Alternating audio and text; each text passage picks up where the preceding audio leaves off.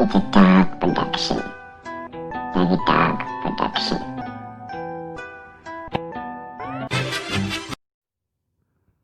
This is what you call dating in 2020. So I think you're very attractive, Thank you. and I wanted to ask you if you're single. I am single. You are single? Yes. Why is that? Yeah, why? Because I'm just focusing on work right now. So you wouldn't have time to put a lady in your life? Not the way I would want to. What's that way? What's the way you want to? I would want to be able to make her a priority. I don't think I can do that right now. So you're not scared of like missing out on the right girl? Let's say you meet me today and you think I'm the right girl, and you're not gonna talk to me because you don't have really a lot of time like to meet me, so you're not gonna talk to me at all?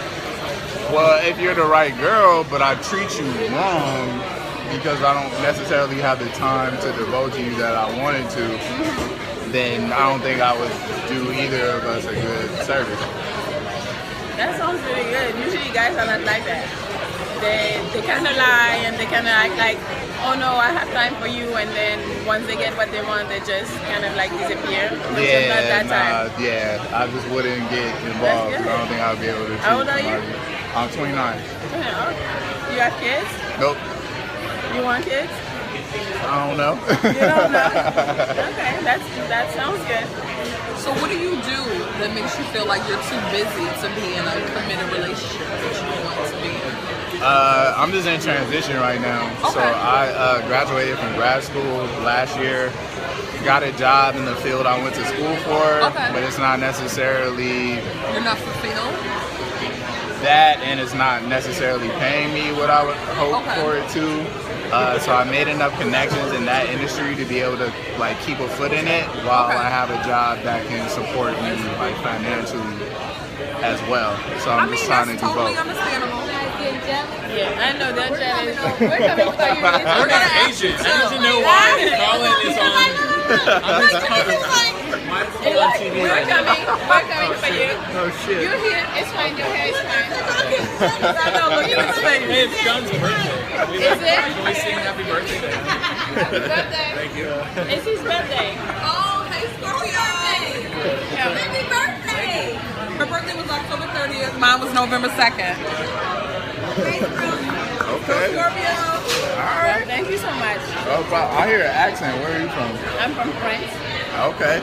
I Have you lived in been there? France. I lived in France for a couple years. You speak French? No, I do not. How long did you live there? For about a year and a half. I played ball overseas there. Oh, cool. Where? I mean, you didn't pick up on a little something? Just like a little like, Nah, where's I the always coffee regretted shop? it too. Where's the bus stop? Nope. Where's this street? Really? I did not. I always regretted it too. I should have. You should have picked up on a little something. I should have. What city were you in? But I was in Nice. Oh my God, it's a great city. Oh, gorgeous. But the truth is, this is what's really going on in 2020. On the streets outside the US Embassy in London, another huge turnout. For the second day, thousands of protesters out in force. Their passion and calls to tackle injustice undimmed a fortnight after the shocking death of George Floyd in Minneapolis. The way we oppress the minorities, I think everyone should be equal, and we've been oppressed for a long time, a very long time, so I think it's time to change and make everyone equal. When we walk into a shop, when we walk anywhere else, if we're with our friends that are black, they just get oppressed straight away. You can see they get judged, and it's not fair. It's not how society should be. We should all be in one. We should be in one harmony. The crowds here are passionate but very peaceful. Organisers are desperate to avoid a repeat of the violence that marred the end of Saturday's protests. 14 police officers were injured in the violence outside Downing Street on Saturday, including a mounted officer thrown from her horse as it collided with a traffic light. I'm absolutely sickened and appalled by the level of violence that was on display. Police officers were abused and police officers were injured, and we have a police officer that is seriously injured and in hospital right now, and that is absolutely unacceptable. The protests in the capital have been replicated, albeit on a smaller scale, in several other UK cities. In Bristol, crowds toppled this statue of Edward Colston, a 17th century trader and MP who protesters say enriched himself on the back of the slave trade. These latest protests are another clear rejection of the government's plea to stay at home. The Health Secretary again outlining the risks of marching en masse in the middle of a coronavirus health emergency.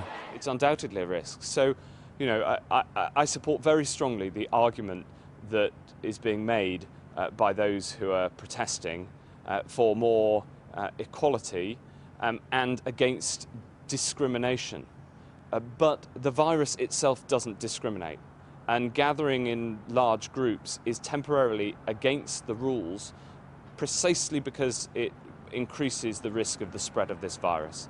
So I would urge people to make their argument, and I will support you in making that argument.